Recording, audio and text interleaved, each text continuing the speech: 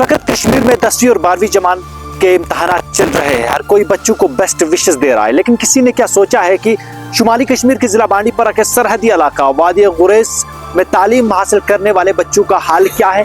क्या इस सेशन में उन्होंने कुछ पढ़ा है या नहीं। आपको बता दें कि वादी गुरेज में हर हमेशा हमने ये आवाज उठाई है कि गुरेज में लेक्चरर्स प्लस टीचर्स के करीबन 150 के आसपास वैकेंसियां खाली है, जिसके चलते कहीं ना कहीं हायर सेकेंडरी में पढ़ने वाले बच्चों को शदीद मुश्किलात का सामना करना पड़ रहा है। इस सेशन में भी हमने देखा कि गुरेज के कई हायर सेकेंडरीज ऐसे हैं जहां पर बच्चों ने कुछ सब्जेक्ट्स नहीं पढ़े। यानी कि आपको अगर मैं एग्जांपल के तौर पर बताऊं तो पीटीएल जो पुराना तुलेल के अंदर एक हायर सेकेंडरी है, वहां पे जूलॉजी का जो टीचर है वो कॉन्ट्रेक्चुअल बेस पे एक लेक्चरर जो है वो आखिरी 1 या 1.5 महीने में गया और वहां पे तब उसे अपॉइंट किया गया। उसको कॉन्ट्रेक्चुअल बेस पे उस लेक्चरर को तब भेजा गया जब सेशन खत्म होने वाला था। अब बताएगा कि इस 1 या 2 महीनों में उन बच्चों ने क्या पढ़ा होगा, वो एग्जाम में क्या लिखेंगे। एक मकामी शहरी ने तुलेल का हमसे बातचीत करते हुए कहा कि आखिर हमारे बच्चों के मुस्तकबिल का जिम्मेदार कौन है। कल को जाकर किसी हायर सेकेंडरी का रिजल्ट अच्छा जब नहीं आएगा तो कहा जाएगा कि टीचरों ने नहीं पढ़ाया। भला बताएगा मुझे जैसे हायर सेकेंडरीज में लेक्चरर्स और टीचर्स की वैकेंसियां खाली हो वहां पर कौन पढ़ाएगा। उसी पीटीएल हायर सेकेंडरी के अंदर 14 लेक्चरर्स की वैकेंसीज है, लेकिन 12 खाली है, सिर्फ 2 लेक्चरर है। तो भला बताएगा उन बच्चों को कौन पढ़ाता। गुरेज के अंदर यही हाल नहीं है। इस साल भी हमने देखा कई टीचर्स को वहां से अटैच किया बांडीपुरा के अंदर। वही हमने देखा 18 आरटीज के पोर्टल को भी शिफ्ट किया गया।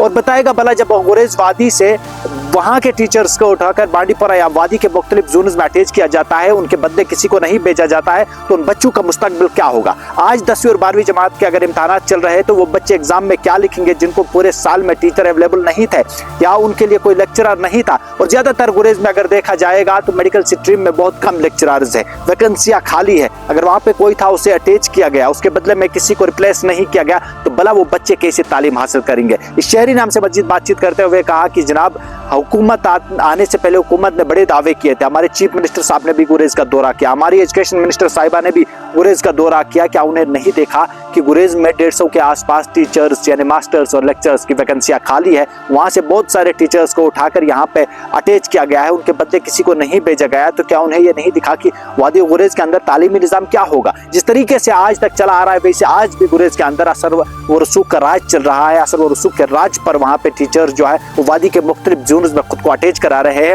फिर वहाँ पे गरीब का जो बच्चा रहता है उसका मुस्तकबिल खराब हो या कुछ भी हो उसका जिम्मेदारी कोई नहीं लेता है। हम हर हमेशा वहाँ से कई स्टोरियाँ चलाई, कहा कि जनाब कि वहाँ पे लेक्चर्स की कमियाँ है, टीचर्स या मास्टर्स की कमियाँ है, आप उन वहाँ पे टीचर्स या लेक्चरर्स भेजेगा। लेकिन किसी ने इस बात की तरफ तवज्जो नहीं दिया। शायद मुतल्लिका महकमा को वहाँ पर पढ़ने वाले उन गरीब बच्चों के मुस्तकबिल की कोई फिक्र नहीं है। और आज जो एग्जाम चल रहे भला बताएगा, अब सेशन खत्म हुआ, 10वीं और 12वीं जमात के बोर्ड इम्तहान चल रहे। आखिर वो बच्चे जिनके साल भर सेशन में लेक्चर्स या मास्टर्स नहीं थे वो क्या लिखेंगे, उन्होंने पढ़ा क्या होगा जो लिखेंगे। फिर आखिर जब अगर खराब रिजल्ट आता है तो ताना दिया जाता है कि पढ़ाया नहीं गया। जिस हायर सेकेंडरीज में जिन स्कूल्स में मास्टर्स और टीचर्स या लेक्चर्स की वैकेंसियां खाली है, बड़ा बताएगा वहाँ कौन पढ़ाता है। शहरी ने मजीद क्या कुछ कहा देखेगा इस रिपोर्ट में। देखिए जनाब, मैं मोहम्मद मूसा खान, मैं किलशई बसी से बिलोंग करता हूँ। तो आज 10वीं और 12वीं जमात के एग्ज़ाम चल रहे, बोर्ड एग्ज़ाम चल रहे, जो कि हमारे स्कूलों में गुरेज और तिलेल में। तो 150 हमारे गुरेज में और हायर सेकेंडरी स्कूलों में 150 के आसपास लेक्चरर्स और मास्टर्स की वहाँ वैकेंसी जो है वो वैकेंट है अभी भी। वहाँ उनको वहाँ से उठाया गया, हमारे जो वहाँ थे तो उनको उठाया गया, तो वो यहाँ से किसी को वहाँ भेजा नहीं गया। देखो अभी हमारी पीटीएल पुराना तिलेल में वहाँ 14 वैकेंसीज थी ये लेक्चररों की। तो लास्ट टाइम ये 1 महीना पहले वहाँ आ गया है ये कॉन्ट्रेक्चुअल बेस में लेक्चरर्स आए। वहाँ क्या पढ़ाएंगे, क्या पढ़ाया होगा, उन बच्चों ने क्या पढ़ा होगा, उन्होंने वहाँ एग्ज़ाम क्या, एग्ज़ाम में वो क्या लिखेंगे। आखिरकार क्यों हमारे साथ ऐसा हो रहा है। देखो लास्ट बार ये एजुकेशन मिनिस्टर भी गुरेज आ गई, उसके बाद सीएम साहब भी गुरेज आ गया, हमारे एमएलए साहब भी वहाँ ही होते, वहाँ से शिफ्ट करके यहाँ लाया गया, लेकिन उनके बदले लेक्चरर्स किसी को भेजा गया नहीं।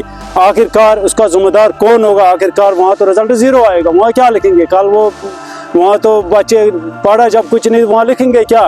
क्यों हो रहा है आखिरकार हमारे मुस्तकबिल के साथ ऐसा। गुरेज से भी उठाया गया, हायर सेकेंडरी से लेक्चरर्स को यहाँ तेरेल से भी उठाया गया, बच्चों का रिजल्ट 0 आएगा, वो लिखेंगे क्या? आखिरकार जनाब मैं आपकी वसासत से ये पहुंचाना चाहता हूँ, देखो वहाँ तो पढ़ा क्या होगा, कुछ नहीं पढ़ा होगा, 1 महीने या 2 महीने में कुछ नहीं पढ़ा होगा। ये कॉन्ट्रेक्चुअल बेस में लास्ट टाइम ये 1 महीना पहले 1.5 महीना पहले भेजा है कॉन्ट्रेक्चुअल लेक्चरर को, उसने क्या पढ़ाया होगा? यहाँ तो एक पूरे साल में बच्चा पढ़ के भी कुछ नहीं कर पाता है, तब तक 1 महीने में वो क्या करेगा? देखो सबसे मेन जो होता है वो तालीम ही होता है। तालीम जब खत्म हो गई तो आगे कौन से मुश्किलात है क्या, तो वहाँ हो जाएगा। उन्होंने सबसे पहले हमारी तालीम छीना, हमारे स्कूलों से लेक्चरर्स को उठाए गए, जो आरसी टीचर्स थे उनको वहाँ से शिफ्ट करके यहाँ रखा गया, किसी ने अपने रिलेटिव्स को कुछ नहीं किया है। देखो एनसी की हुकूमत थी, सीएम था उमर अब्दुल्ला साहब, ये यहाँ चौथी बार भेज के हमने सिंबली में एमएलए को भेज दिया, लेकिन आखिरकार क्यों हमारे साथ ऐसा हो रहा है? क्या मुश्किलात हल हो जाएंगे जब हमसे हमारी तालीम ही छीनी गई?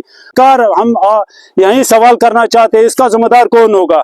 क्या हुकूमत होगी इसकी जिम्मेदार? कल बच्चे फेल हो जाएंगे, उन्होंने पढ़ा कुछ नहीं है, स्कूलों से उठाया गया है सब कुछ, तो जिम्मेदार कौन होगा? हमारा सवाल ही सीधा सीधा यही रहेगा कि इसका जिम्मेदार कौन होगा आखिरकार।